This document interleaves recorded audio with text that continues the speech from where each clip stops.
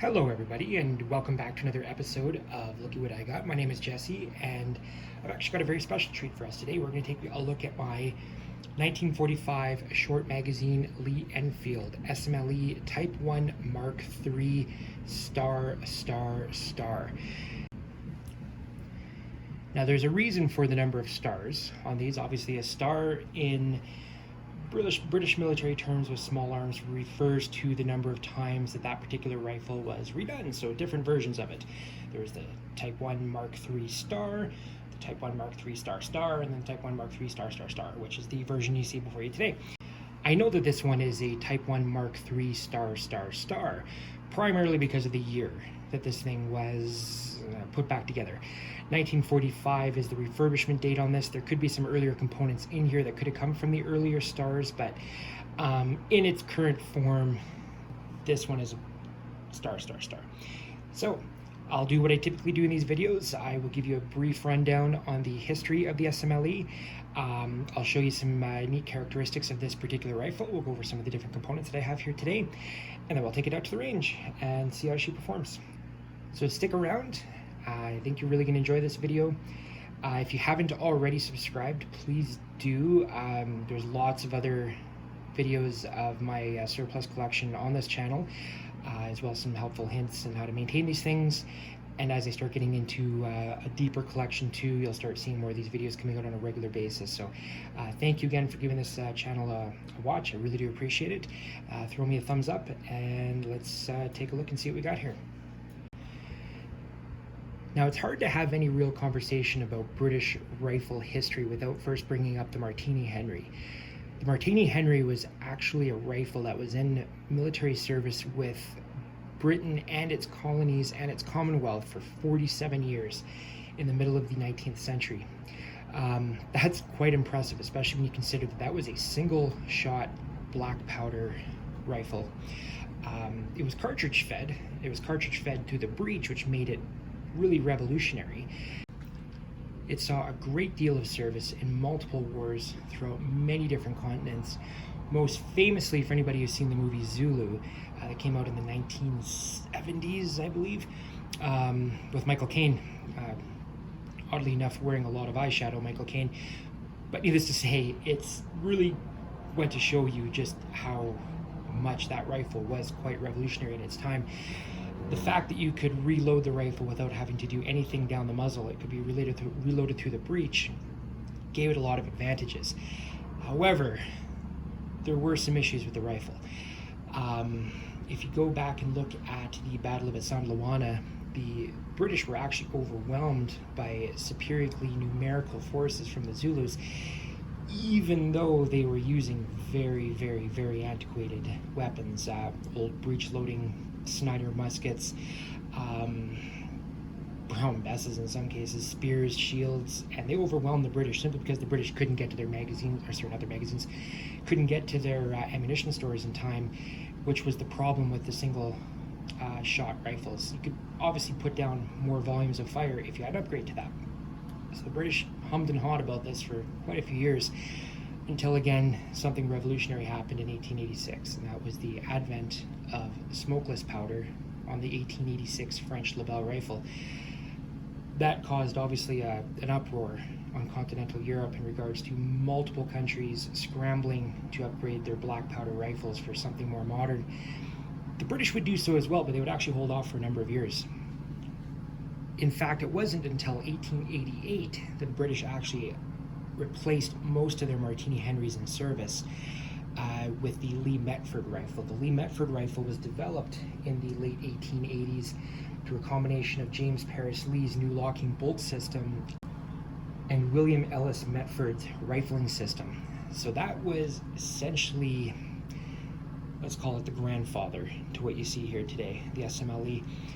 The most revolutionary part about the Lee Metford rifle was obviously it was using a smokeless cordite powder, which was the first time in British history that was being used in their main service rifles. But it also had a magazine. This one has a magazine too, but the Lee Metford was using an 8-round single-stacked, very long magazine at the bottom of the rifle because of the single stack, but it was using a .303 cartridge, kind of similar to this. It was more of a more of a bottlenose versus a Spitzer, but it's still a rimmed cartridge, which is actually quite interesting. So here you have the development of a magazine-fed, rifled, smokeless powder system in the Lee Metford rifle. The problem the Lee Metford was having, though, was the cordite that was in the rounds was actually burning very, very, very hot. And it was actually damaging some of the throats of the barrels. And so they had to do something about that. They had to replace that. So the Lee Metford was in service for a number of years. It was replaced by the Lee Enfield. Enfield was a factory in England that actually developed a new rifling system, was deeper, had sharper square corners on it, was able to hold up to the high heat produced by the cordite rounds in the 303 British. And that then became the primary battle rifle in the end of the 1890s.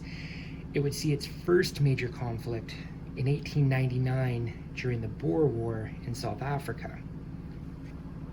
And this is where you're going to see a major problem with British musketry at the time, which is basically rifle training and how they were training their soldiers, and the fact that they have a very modern, well, modern at the time, firearm. The Boer soldiers basically were Dutch colonists in South Africa, did not like the fact that the British were trying to essentially push their will on them as a people, and so they rose up. They said enough of this, and there was a war between the two. I'm not going to get into that in too much detail because that does not involve this rifle, but that's more or less the development of this rifle.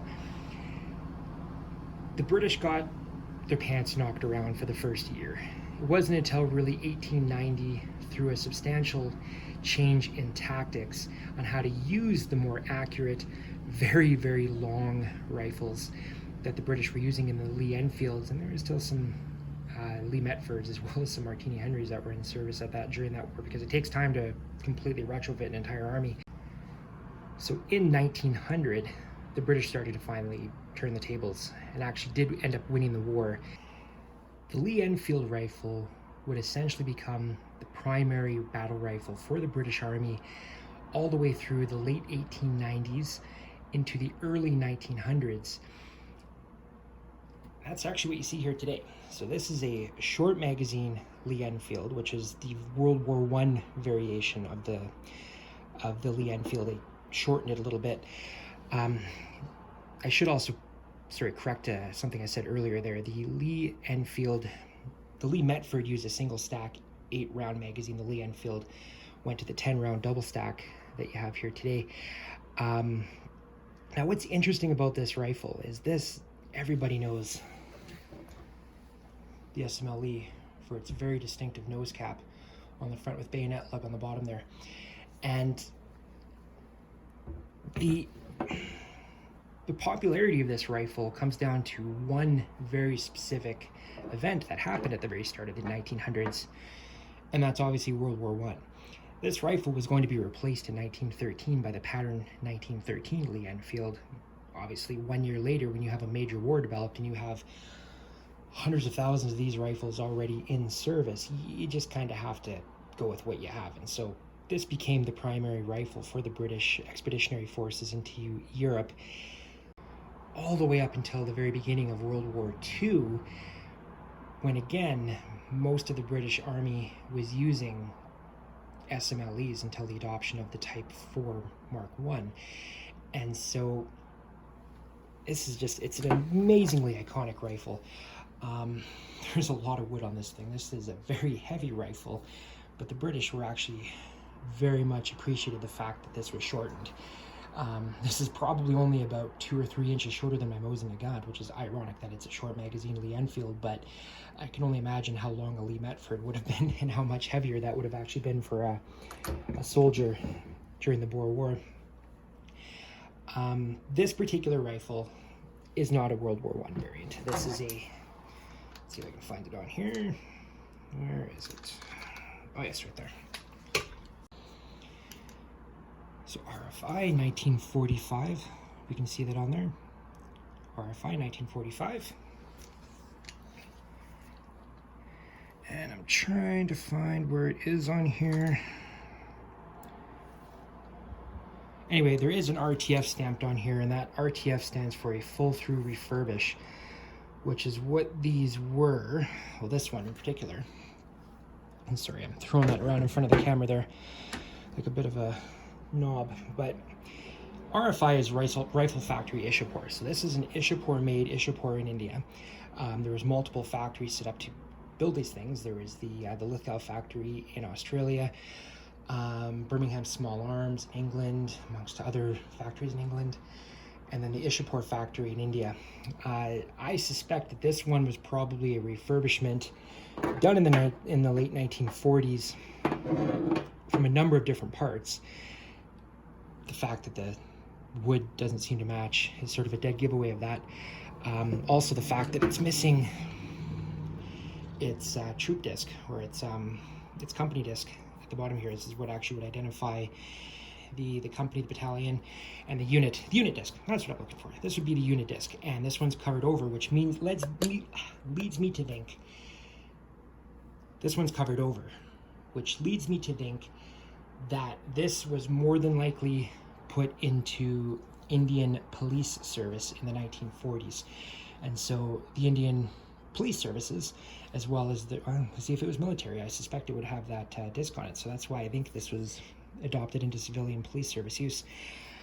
I don't know if it was the front stock that was redone on this, or if it was the butt stock. One of these is not original. If I were to guess, I'd say probably the front, just because the top guard and that do seem to match.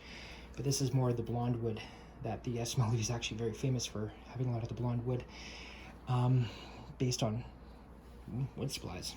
So yeah, this thing is an absolute beaut. Now, a couple of really quick features that are on this thing. Obviously, it does have a 10-round detachable box magazine. To detach it, there's simply a button right here, and that comes out.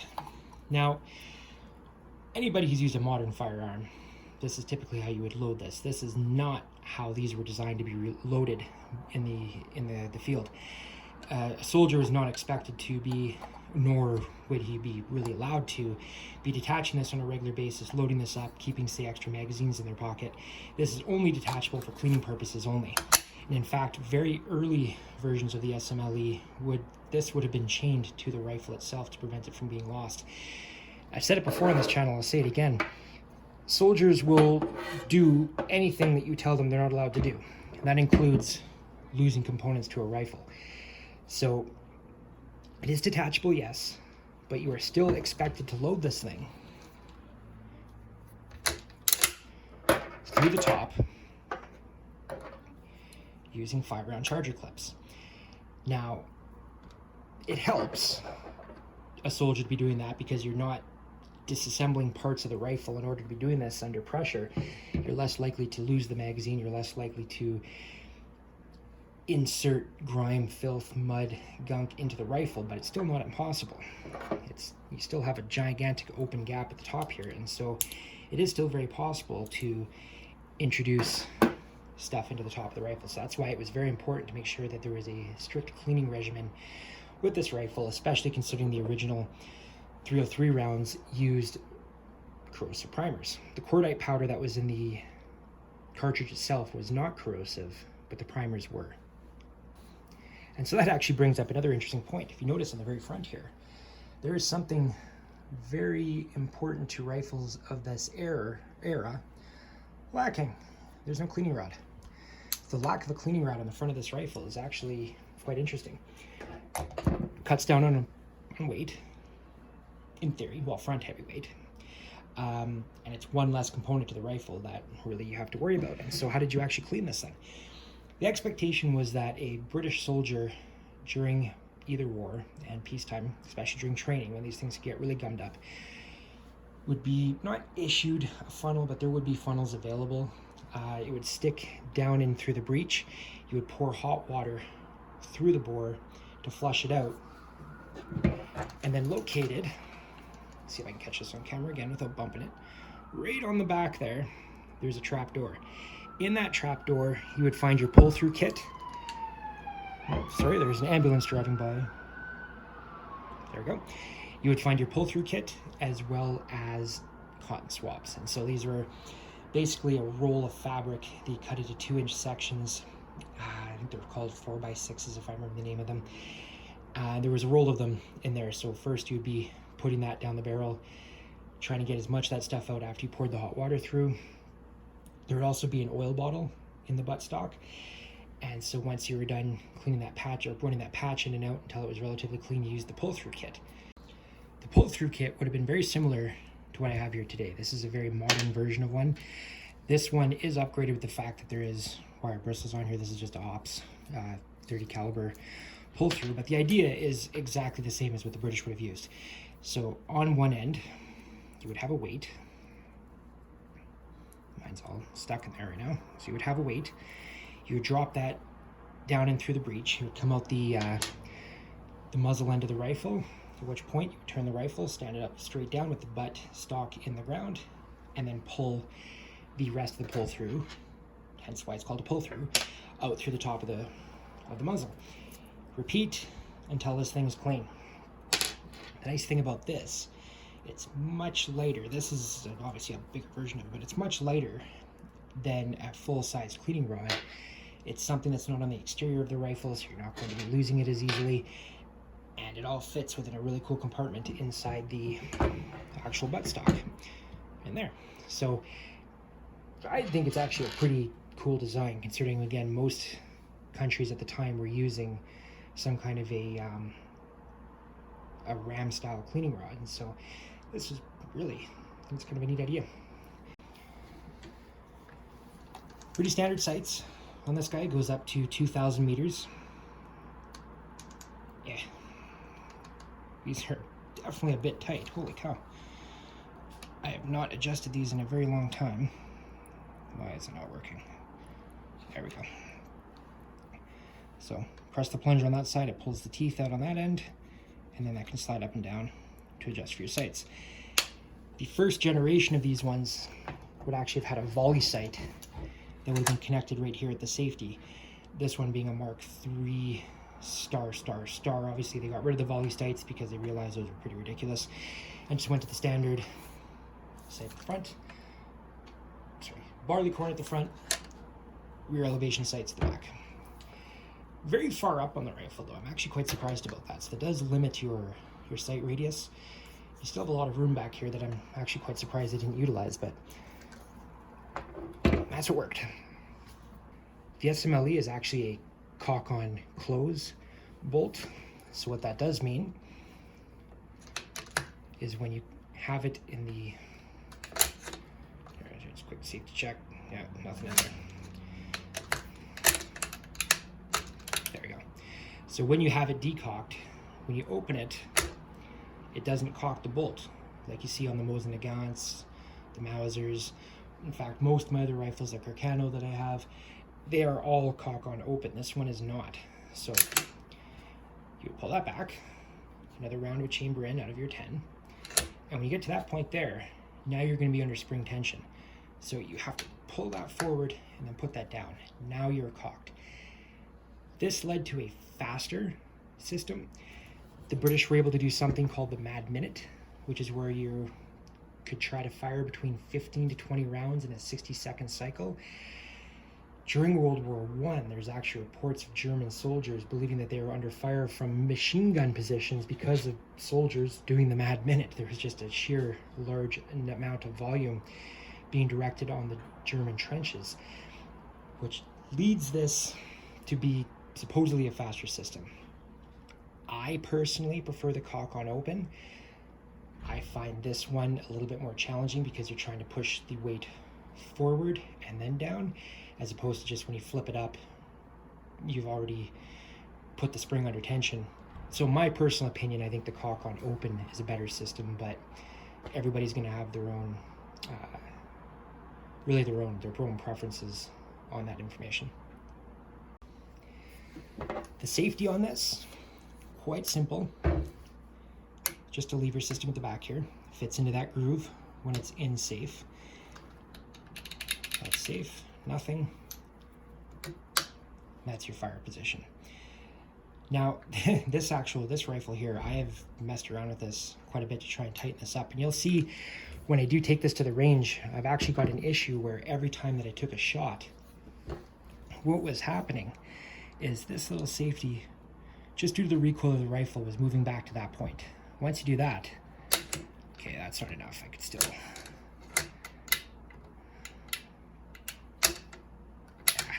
There we go. So, okay, so I fired my shot. It's bounced that back just a tiny bit. I can't open that now. And that's, you see me struggle with that at the beginning of that range video, because I couldn't figure out what the hell it was. And in fact, the first time it happened, I thought that one of my cases got stuck in the rifle because I'd shot. I wasn't able to open up the bolt, and the only thing I could think of is, oh, there must be a case head jammed in there, stuck on the ejector. And something as simple as this. So I took this whole system apart. I've tightened it down. I've oiled up everything. There was quite a bit of cosmoline stuck underneath there that I thought I'd cleaned out when I stripped this thing down when I first bought it, but apparently I did miss some. So I don't know, who knows. That bolt is a bit worn out inside there. You can't really see that from the front here. So I'm hoping that that fixes the issue. I fixed it when I brought it home after my last range test. So anyway, that's the safety system. A lot of you might be wondering what this is down here, this little wire loop. Original thoughts are that's part of the magazine system, and when I first got this rifle, I actually thought that. I thought, okay, well, this must not be the matching magazine for it, because there would be a second loop on the front here in which would attach a chain to the front of that loop. That is actually a wire loop for a canvas cover. So rain, snow, mud, British soldiers would be issued a canvas cover. They would slide over the buttstock. It would wrap in through that and then secure this entire thing underneath a canvas cloth. And that could be used, obviously, to keep the thing weatherproof. A few other points to note on this thing. There is a number of stamps on the I have looked everywhere on the internet trying to identify what that is. The closest that I can determine is that it's just basically an arsenal stamp. So this would have been when it was sent back into to the arsenals for refurbishment.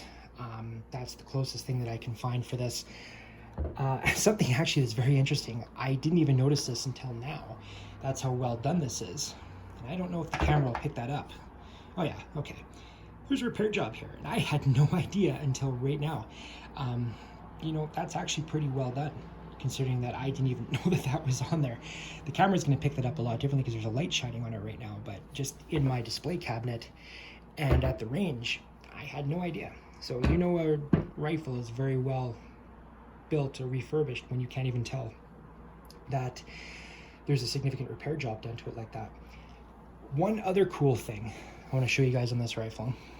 So if you look, where are we at there? Sorry, just trying to line this up with the camera. And oh, there it is. All right.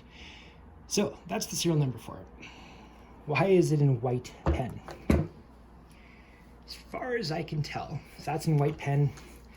The King George symbol on the back, G-R-I, George Rex. I can't remember what the I stands for. That's the British monarch symbol. All of it is in white penciling. Same thing down there with the RFI 1945. The closest thing that I can determine is that in the 1950s and 1960s, when a lot of these surplus rifles were put into civilian purchase, they were advertising them in black and white print ads. So flyers, brochures, newspapers. You'd open it up and see Bob's Sporting Goods got a new SMLE in. Probably $30 at the time, considering how common these things were.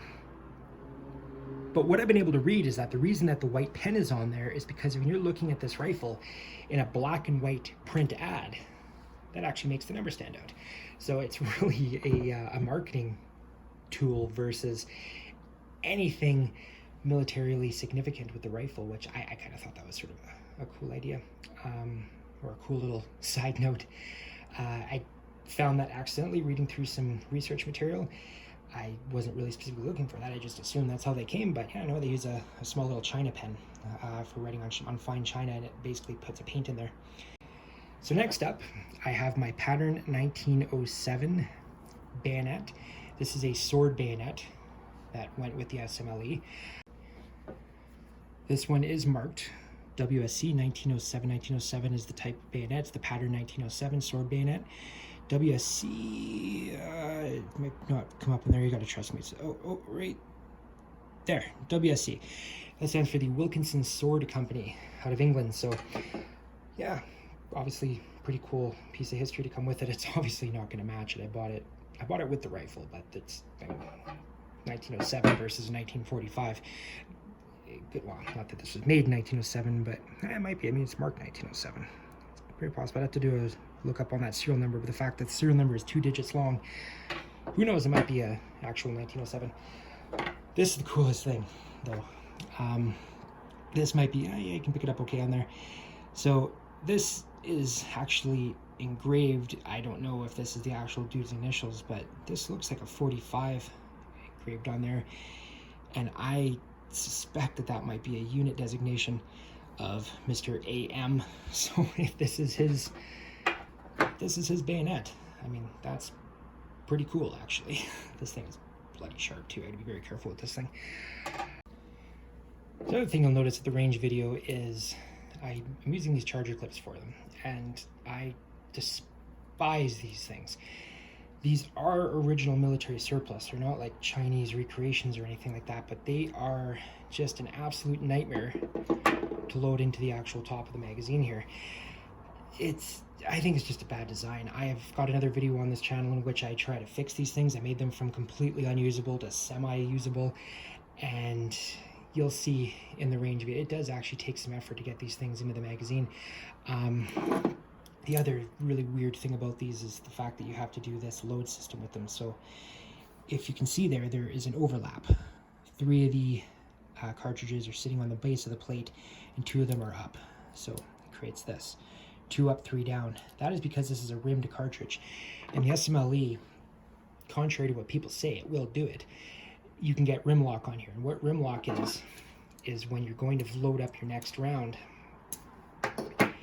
and because they're rimmed, if it's sitting in there like that, your bolt's going to try to pick this round up, and it's going to get stuck on the lip on the previous cartridge before it, and that's going to lock up your rifle, and you don't want to have that happen in the middle of a battle. So you do an overlap system with the actual rounds in the clip itself, and that is supposed to help prevent rim lock. I've never had that issue with mine. I suspect that maybe because mine's 1945 that they may have moved down the feed lips here, that they're low enough like the Mauser that it actually doesn't cause an issue. But I have seen examples where these do lock up on people. So anybody who says in there that rim lock is not an issue on the SMLE, just look. You can find multiple examples of it, unless it's people messing around and pretending that it's locked up. They do actually have a lockup issue with them. Something else I want to show you with mine, because it was super cool and I had to get it when I found it. This guy. So this is an actual cartridge pouch. This is a Canadian military issue from World War II. Got it from a local military surplus store in Calgary. The guy is fantastic. If you ever have a chance to get down there to his store, Things Military. I had a bunch of these. I figured, hey, I have a brand new, well, not brand new to me, SMLE. I think it'd be super cool if I had one of these. So I had to get it. And of course it's, I don't know, it's just fun to wear when you're out at the range. But I want to show you something. So going back to the charger clips. Again, this is what the British are using in the SMLE. That's what the Germans were using in their Mausers. So this is 8mm Mauser. This is what I shoot out of my Portuguese Vergueiro. But look at how much simpler that system is, with just locking them in by the lip there. It's not a rimmed cartridge by any stretch of the imagination, but I imagine that this would be even easier with a rimmed cartridge. These load like butter. These are modern, I think these are modern recreation ones, but I mean, this whole system, far superior to this clunky mess. And I have no idea why everybody else is using these when it came to charger and stripper clip loading. Why couldn't this have used these? I'm sure someone will have a reason for that, and maybe they'll say it in the comments below. Perhaps it's something to do with the fact that they're still using a rimmed cartridge. Who knows? The rimmed cartridge does have its advantages. It's safer. So the fact that this only does lock at the back, and actually, not only does it only lock at the back, but this handle usually acts as a secondary safety in most Mauser designs, but in the Enfield, it is actually located behind the bridge. So it's not going to catch on there like this one is. So the only two things really holding this in there is the locking lugs, which is why the rimmed cartridge is actually more secure. So that rim actually presses up against the throat of the receiver, which creates a blowback shield. So it directs gases up and out versus straight back into the bolt face, directing bolt face into said shooter's head, into his eye, into his neck, wherever the rifle tends to be lined up with. So I get why the British were using it. I mean, it was a very tested and true round for multiple years. I just don't know. It's just a very antiquated system, but that's just my 2 cents. One other thing I'll just point out really quickly before I let you guys go when we get to the range is the lug system, the bayonet lug system on this thing. Absolutely amazing, and that's why these were known to be such accurate rifles. If you'll notice on there, the bayonet does not clip onto the barrel like it does on most other rifles. It actually clips onto this lug here. This is a free-floating bayonet. Right underneath this bolt here, there's a spring that goes up to like a cup. And that cup pushes up on the barrel and actually causes it to float inside the chamber. It's not resting directly on the front guard like you see in most World War I and World War II era rifles. This is free floating, and so because of that, it was designed to be more accurate. From my experience, I mean, this particular model being a refurbished is not the most accurate thing in the world, but I mean, the SMLE did have its advantages and its reputation during both wars until it was replaced by the No. 4 Mark I during World War II. Well, towards the end of World War II, because again, they were still using these at the beginning of the war.